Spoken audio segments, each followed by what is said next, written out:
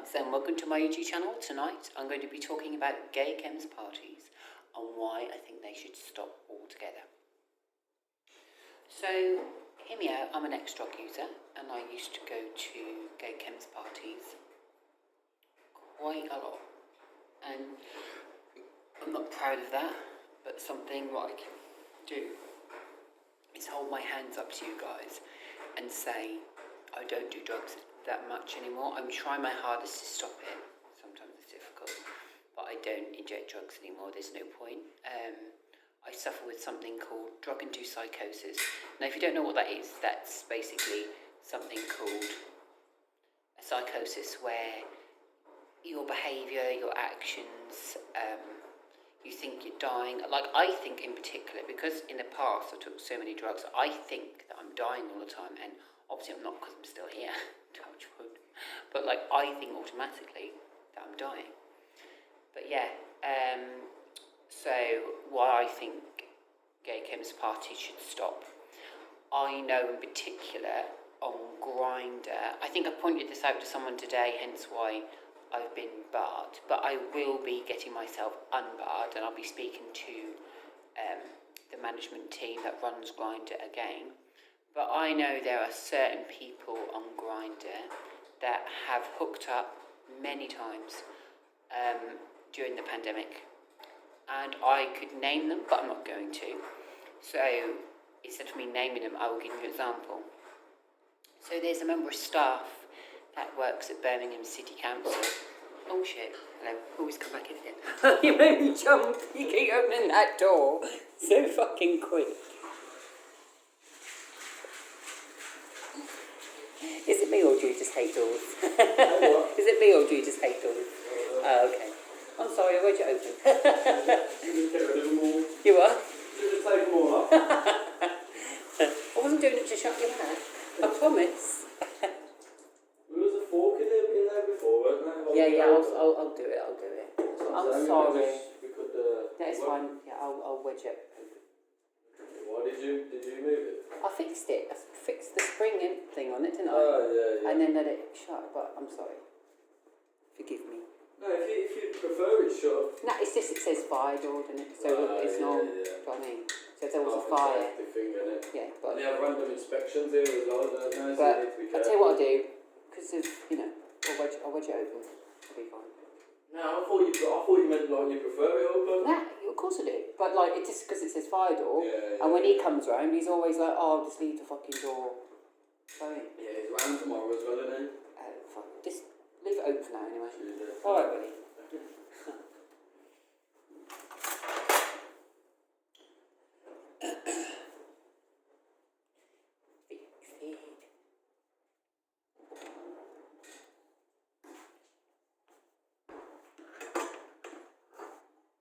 Wedge yourself. Wedged. Good. Wedge the door open now. Right, so where was I? What was I saying? I'm trying to think now what I was saying. I've actually forgot. Yeah, so I could actually name this person, but I'm not going to.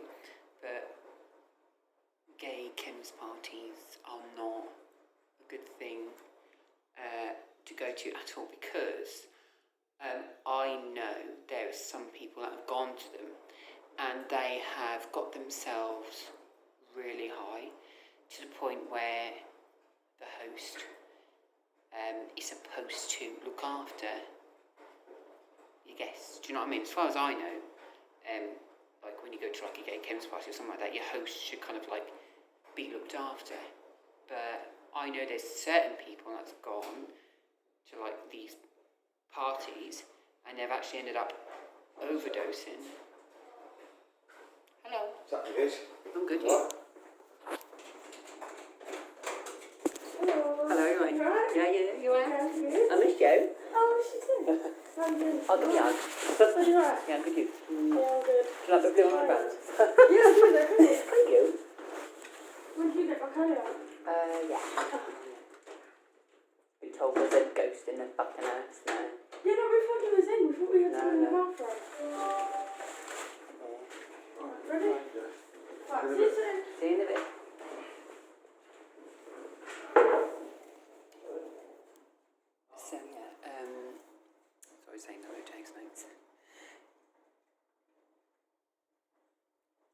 basically I would just not go to these organised groups because you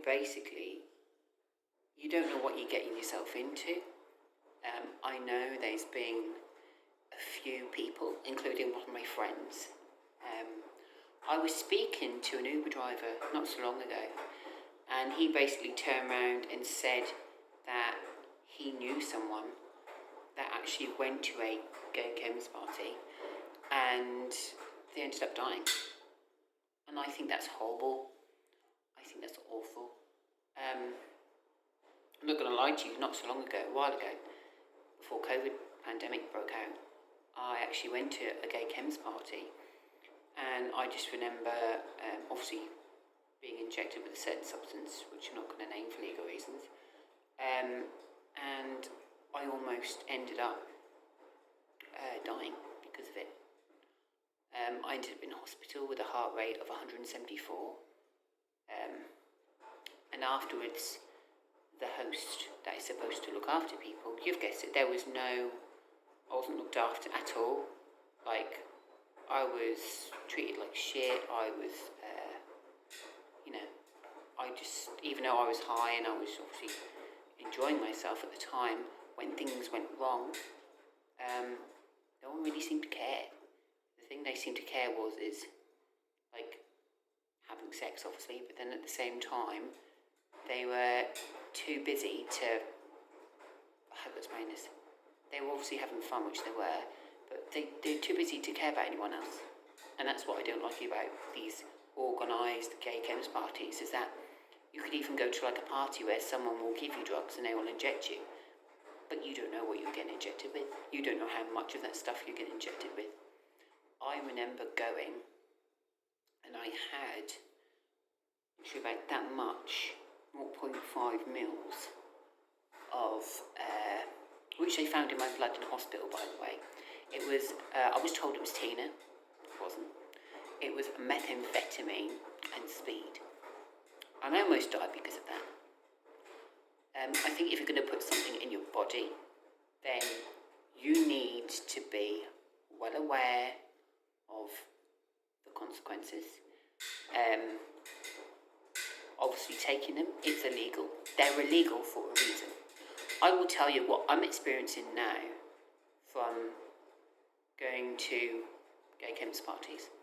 I've got something called, it's quite severe, I've got something called drug-induced psychosis.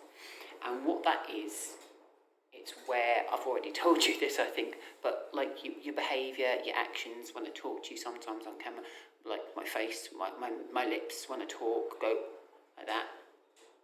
But I'm not the same person like I used to be. I've changed. I'm a good person. But now without the drugs, my body starts to panic.